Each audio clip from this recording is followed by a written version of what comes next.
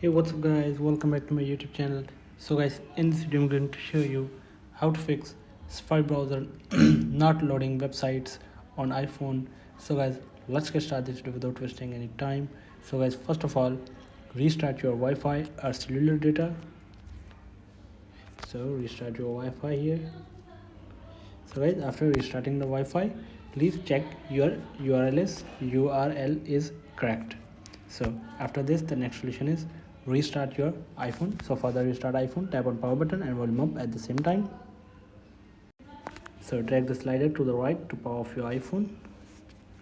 So guys, after restarting iPhone, the next solution is clear your history and website data. So for this, get settings, scroll down and find Safari browser here. So here is the Safari browser, tap on it, scroll down, tap on clear history and website data, tap on clear history and website data again. So do you want to close all tabs or keep tabs? So close all tabs. So after this, the next solution is turn off content blockers. So for this, go to settings, scroll down,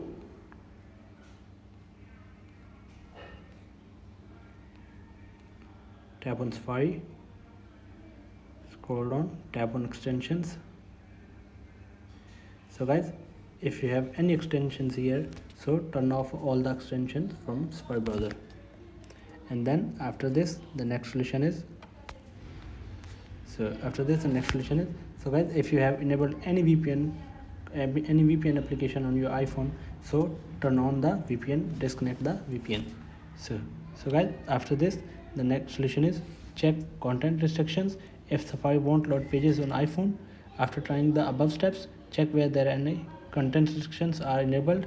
You can do this by following the steps. Open the settings, scroll down, tap on screen time, scroll down, tap on content and privacy restrictions,